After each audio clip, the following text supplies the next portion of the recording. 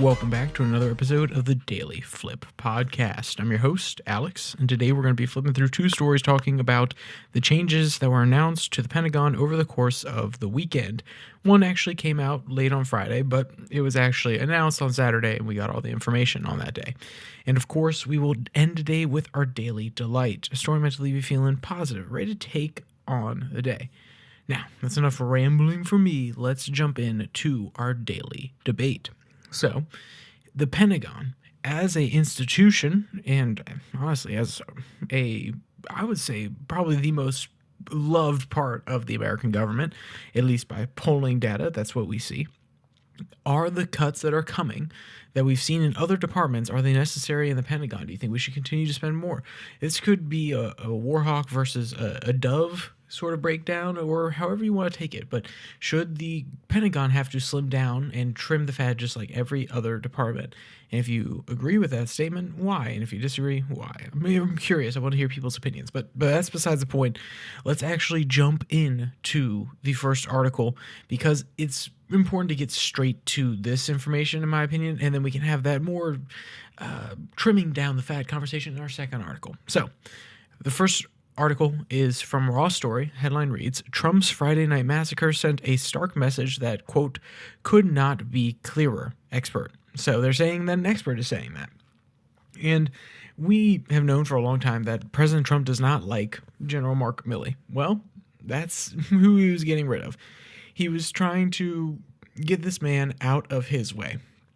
And whether that's right or not, considering the position is meant to be something that goes across administration, so they can't be political actors that are appointed, that is something that you actually have to consider here. You can't just blow it off and say, well, he's absolutely anti-Trump, he's going to get in Trump's way.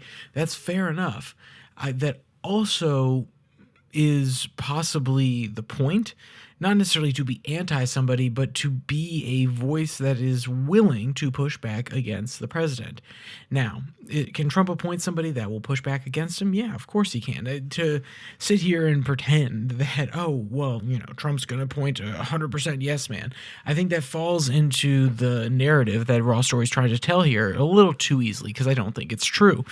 But that doesn't mean that they're not onto something, which is this position is meant to go across multiple administrations. And this allows some form of continuity, but also it allows for different perspectives to be highlighted throughout the process. And we don't want a yes man situation. We don't want a military that all thinks the same. We want a military that thinks maybe 80, 90% of the same way. If then, it might actually, that number might be too high. Maybe 60 to 80% the same way. They, they have the same characteristics, so to speak. But that doesn't necessarily mean that they approach situations, tactical situations, but even political situations exactly the same way. But with that said, let's actually jump into one of the quotes from the article that provided a little bit more of the context. Quote, that's according to the Atlantic's Tom Nichols, who wrote in an opinion piece published hours after the Pentagon's shakeup that the military was, quote, the last piece Donald Trump needed to, quote, establish the foundations for an authoritarian control of the U.S. government after installing MAGA loyalists inside the Justice Department, FBI, and intelligence services, end quote.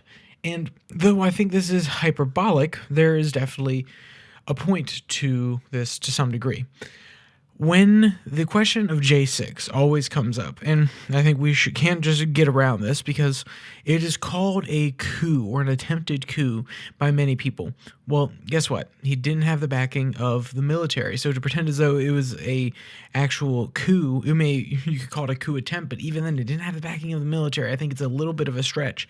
Now, with someone who is more aligned with Donald Trump's perspective and would be willing to be a yes man for him, it's a possibility. Now, then again, when you take the pledge, the oath of that office, you're saying, hey, I'm going to follow the executive, but also you're speaking to the executive branch, or at least honoring the executive branch, not necessarily one executive. And you may be thinking to yourself, okay, well, that gets a little convoluted. That's actually not true.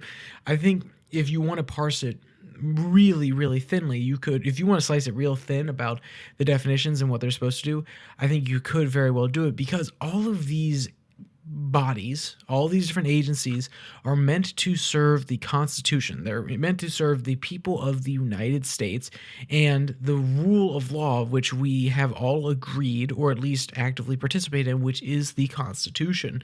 So I think you could slice it and you could make a justification to yourself that the military leaders, though he is the commander in chief, are there to serve the office of the president, not necessarily the president himself.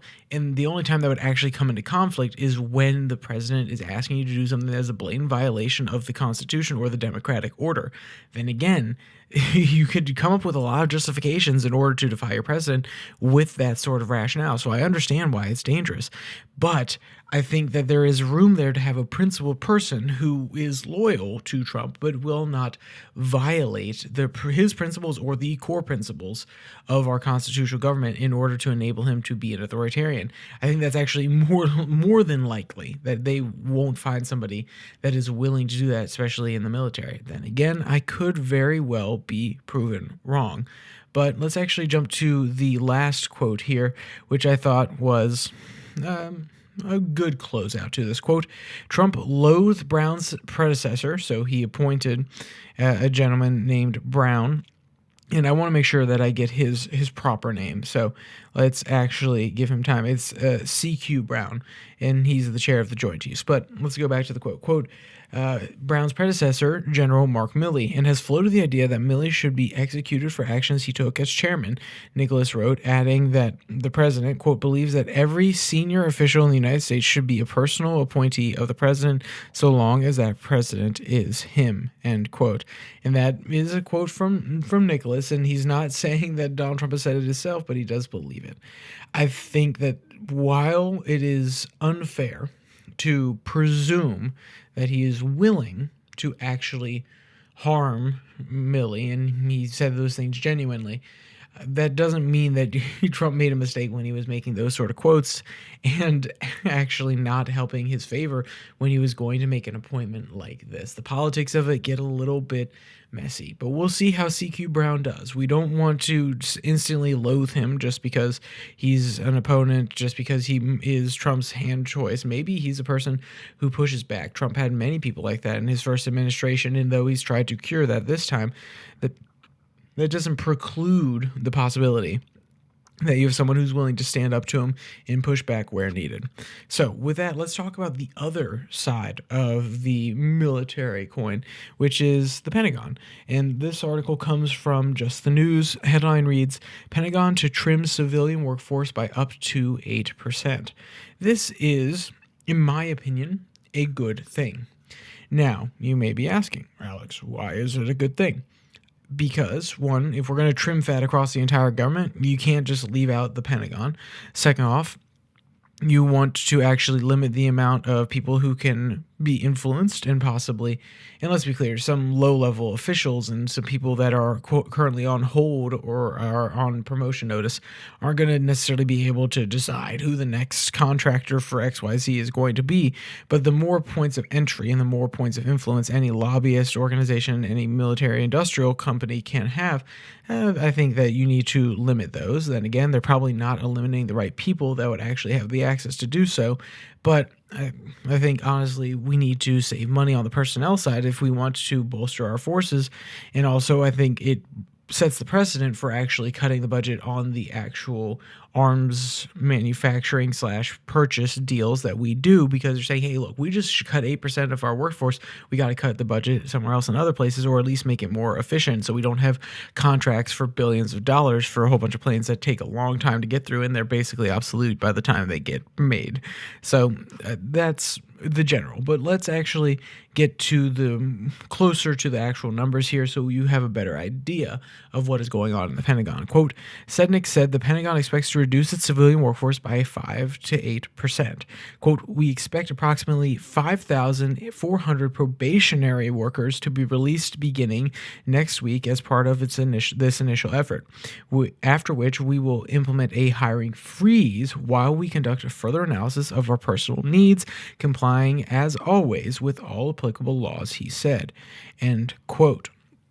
And this is good news if you're a conservative, limiting the power of government. If you're a libertarian, this is really good news because you're limiting the enforcement agency to some degree. They're obviously still intelligence agencies, but to some degree, you are limiting the enforcement agency, the enforcement mechanism of the executive, congressional, all these different branches of federal government. You're limiting the thing that they have that we don't, which is a standing army that has a monopoly on force and theory. So overall, I think from both those perspectives, it is a good thing. I think you could honestly even say it from a Democratic perspective. It is a good thing because the Democrats have complained for too long that too much money is going out the door towards military spending. This is one way to limit it. Now, is it direct military spending versus some roundabout military spending? That's fair enough. I understand how it's a little bit different, but at the end of this entire situation, I think everybody can walk away with a positive here, and maybe it'll actually be good. Then again, I haven't seen much positive coverage on this one from the left, but I'm going to cross my fingers and hope that it is indeed the case. So with that said, let's actually jump into our daily delight. I want to leave you smiling with this one, so I'm providing a video of a baby turtle who actually starts to dance when there's food around and when he thinks it's feeding time. It's absolutely hilarious. It's adorable, and I think it will put a smile on your face. And if you want to read any of them, obviously you'll have to go and click on the link in the description below that like and subscribe button to read the other story, but also to see this video. Also down there, you can find the podcast on Spotify, Pocket Cast, Podvine, as well as the Twitter handle at Your Daily Flip, where I post links to all the episodes that come out Monday, Wednesday, Friday, as well as the Tuesday, Thursday episodes, which is 6 and 6. It's 6 stories from around the world in 6 minutes or less. So, with all that said, there's only one more thing to say. Stay safe. Don't die.